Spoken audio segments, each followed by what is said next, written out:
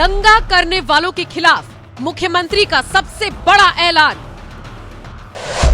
रातों रात आया जो कानून, उसने माफियाओं के पसीने छुड़ा दिए।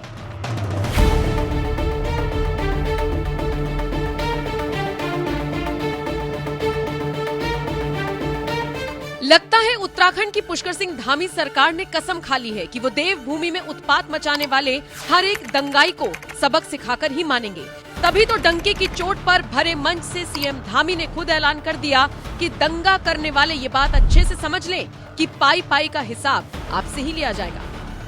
कोई भी दंगा करेगा, तोड़फोड़ करेगा, मारपीट करेगा, सरकारी संपत्ति, निजी संपत्ति को नुकसान पहुंचाएगा, तो एक एक पाई की भरपाई उसी दंगा करने वाले से वसूल की जाएगी। बिल्कुल ठीक सुना आपने, यानी यूपी की तरह उत्तराखंड में भी एक बात तो साफ है, या तो अपराध छोड़ो या फिर उत्तराखंड देवभूमि को देवभूमि ही बने रहने देना है।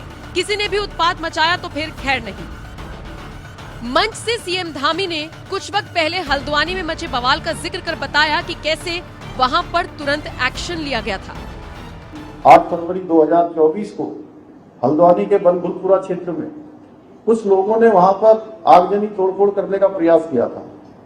हमारी पुलिस की बहनों के साथ भी बहुत मारपीट करी थी। प्रशासन के लोगों के साथ भी जो है उनको जान से मारने का प्रयास हुआ था। पत्रकार बंधुओं को भी वहां पर मारा गया था, ये जानलेवा हमला किया गया था। ये हमारे जैसे राज्य के लिए बिल्कुल भी कोई इसको स्वीकार नहीं करता। सीएम धामी ने प्रदेश की जनता के सामने ये भी ऐलान कर दिया कि दंगा रोकने के लिए कानून लाया गया है और उसी हिसाब से अब एक्शन लिया जाएगा।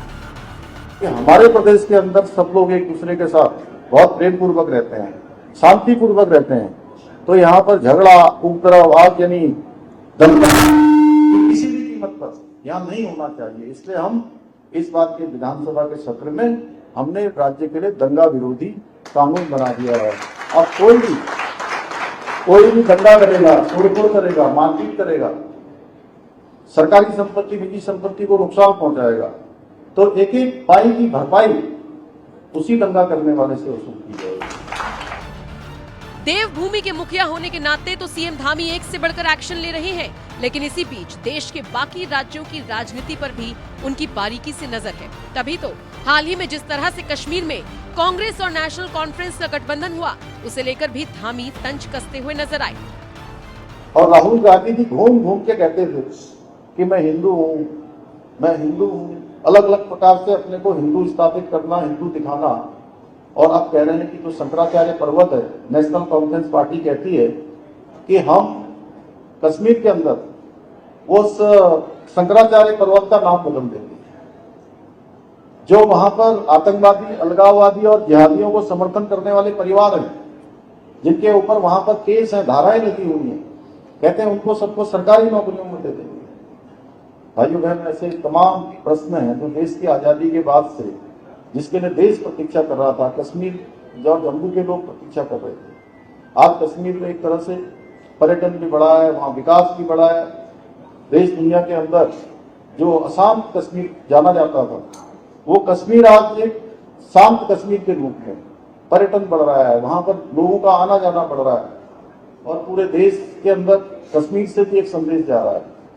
उसको समाप्त करने का काम, या पहले जैसे जो 3 दशकों से कश्मीर के अंदर जो चल रहा था, उन्हीं 3 दशकों के जैसे आतंकवाद और अलगाववाद और भ्रष्टाचार फिर से धकेलने का काम नेशनल कॉन्फ्रेंस के साथ समझौता करके कांग्रेस ने किया है। यही होता है धामी जैसे सीएम होने का फायदा। कट टू कट फैसले लेते हैं और देवभूमि को बाकी राज्यों के मुकाबले और सुरक्षित बनाते हैं। बहरहाल आप इस खबर को किस तरह से देखते हैं, कमेंट करके अपनी राय हमें जरूर दें।